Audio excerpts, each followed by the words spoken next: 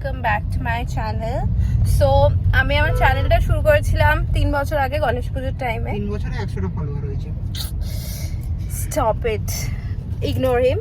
তো যাই হোক, তো আবার গণেশ পুজো, আরে 100টা হয়ে গেছে, তার মধ্যে 4-5টা তো নিজে আছে। ইগনোর করো গাইস তোমরা এর কথা।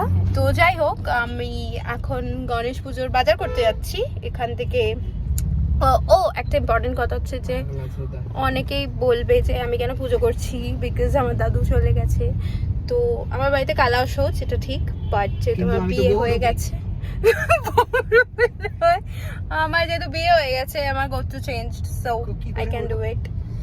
এই কথা তো বাদ দাও, তোমরা চলো তোমরা দেখতে থাকো আমি কি কি কিনে নিয়ে আসি, ঠাকুরও নিয়ে আসবো এই ব্লগে। So keep watching the blog. ঠাকুরমার প্রত্যেকবার অর্ডার দেওয়া থাকে, বাট আমি আগেরবার যোগু বাজারে দেখেছিলাম খুব সুন্দর সুন্দর ঠাকুর পাওয়া যায়, তো ভেবেছিলাম ওখান থেকে কিনবো, বাট গাড়ি রাখার জায়গা না পাওয়ায় কালীঘাটের সামনে থেকে নিই। তো দেখো আমার গনু যাচ্ছে ঢাকা, একটু লাইটটা, হ্যাঁ আমার গনু যাচ্ছে। গনুকে বাড়িতে বরণ করে ঢোকানোর পরে আমরা সাজাওয়াটগুলো করি। আমি সেরকম কিছুই করিনি, জাস্ট একটু হেল্প করে দিচ্ছিলাম ওকে এটা ওটা করতে, পুরো ডেকোরেশনটা ওই করেছে। আর এবার যেহেতু আমার বাড়িতে কালাসুজ, তাই জন্য পুজোটা টোটালি আমরা করি, মানে পুজোর বাজার, দশকর্মা, যা সাজাওয়াট বা এভরিথিং আমরা দুজনেই করি, বিকজ ভাইও কিছু করতে পারতো না, তাই কারণেই। তো আগের দিন রাত্রেবেলা বসে বসে লাইটের সেট আপটা করি, জাস্ট একটা লাইট জ্বলছিল না কিনে আনার পরেও, তো সেটা নিয়ে একটু ওয়ারিড ছিলাম যে কি হবে না হবে। তো ভাবলাম এত কষ্ট করে সব কিছু করলাম, আবার লাইটটা জ্বলছে না তলায়, তো পরের দিন আবার ওটা চেঞ্জ করতে যেতে হবে।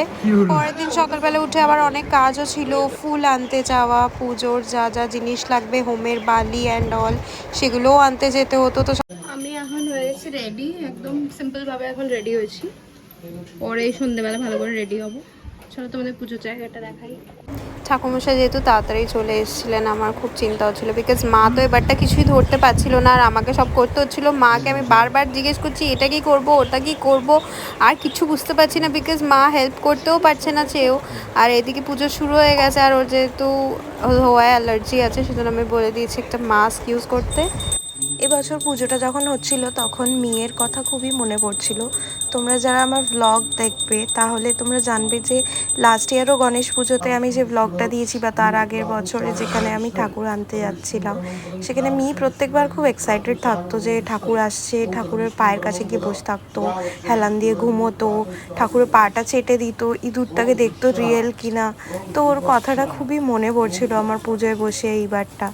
তো দেখো এখানে হোম যজ্ঞটা হয়ে গেল, আর আরতিটা হয়ে গেল, তারপরে অঞ্জলিটা দিয়ে দিলাম। তো পুজোটা হতে বেশি খুব একটা সময় লাগেনি, মোটামুটি 1-1.5 ঘন্টার মধ্যে পুজোটা টোটাল কমপ্লিট হয়েই গেছিলো। আর সকালবেলা সেরকম খুব একটা লোকজন বলিনি, কারণ বলেছিলাম যে পুজোটা দেখতে কেউ আসতে চাইলে আসতে পারে। রাতের দিকেই খাওয়া দাওয়ার অ্যারেঞ্জমেন্ট সব করেছিলাম, তো সকালবেলা ওই জন্য পুজোটা ভালোভাবে হয়ে যেতে পারলো। কারণ কি প্রত্যেকবার কি হয়, একসাথে বললে অনেকটা হচপচ হয়ে যায়, তাই জন্য লাস্ট ইয়ারও যখন ঘরে পুজো করেছিলাম, তাই কারণে সকালবেলায় পুজোটা করে নিয়ে সবাইকে ইনভাইটটা রাত্রেবেলাই করেছিলাম, সেটাতে পুজোটাও ভালো করে হয় আর সবাইকে দিকে ধ্যানও দেওয়া যায়। এর আগের প্রথম 2 বছর তো এত হচপচ হয়ে গেছিলো, লোকজনও খুব বেশি ছিল, বড় করে করেছিলাম। লাস্ট ইয়ারটা আর এই ইয়ারটা একটু ছোট করেই করছি, বাট মনের ইচ্ছা আছে যে সামনের বছর আবার খুব বড় করেই করব। এই বছরও বড় করে করতাম যদি না দাদু মারা যেত, যেহেতু আমরা দুজনে মিলে পুজোটা করছি, তাই ছোটোখাটো করে যতটা করা যায়, কারণ এই পুজোটা কোনোদিনও বন্ধ করার ইচ্ছা আমাদের নেই। তো ফাইনালি হোমযজ্ঞটা শেষ হলো, এখানে আমরা এটা এন্ড করলাম। অ্যান্ড দেন এটা সন্ধেবেলার ক্লিপিং, এখানে আমরা আরতি করছিলাম, আর ঠাকুরমশাই বলেছিলেন যে আরতিটা আমিই করে দিতে পারি সন্ধেবেলা, কোনো বড় ব্যাপার না। আর এখানে লাস্টের দিকে কিছু ক্লিপিং তুলেছি, এটা একদমই রাতের দিকে। এছাড়াও আরও অনেক লোকজন এসেছিলো, আমার ফ্ল্যাটের কিছুজন, আমার কাকা এসেছিলো আমার ভাইকে নিয়ে।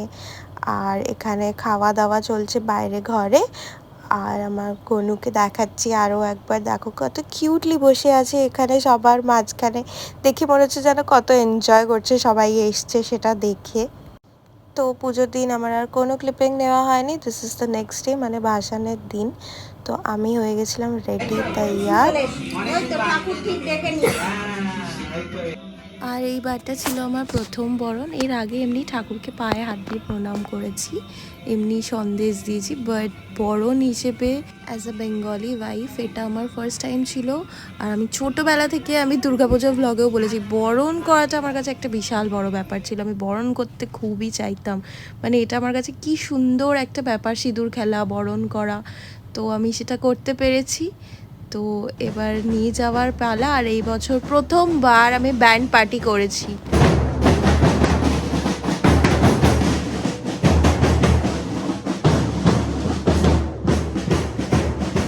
আমি অ্যাকচুয়ালি অনেককেই আসতে বলেছিলাম বিসর্জনে, বাট লাস্ট মোমেন্টে সবাই ধোকা দিয়ে দিয়েছে। তো যাই হোক, আমি ডিসাইড করছি এভরি ইয়ার এবার থেকে আমি আমার ভাসানটা বড় করেই করবো, সে জটালোকই আসুক। And this was the hardest part for me. Every ইয়ারই আমার খুব কষ্ট হয়, বাট এই ইয়ার আমি জানি না কেন এতটা বেশি কষ্ট হচ্ছিল যখন আমি কোল থেকে নামিয়ে দিলাম আমার গনুকে। আর তারপরে যখন ভাসানটা দিয়ে দেওয়া হলো, বিসর্জনটা করে দেওয়া হলো, তখন চোখ থেকে জল পড়ছিল জাস্ট। আর ভাবছিলাম যে আবার পুরো 1 বছরের ওয়েট। চলো ব্লগটা এখানে এন্ড করলাম, তোমাদের সঙ্গে দেখা হবে অন্য কোনো ব্লগে।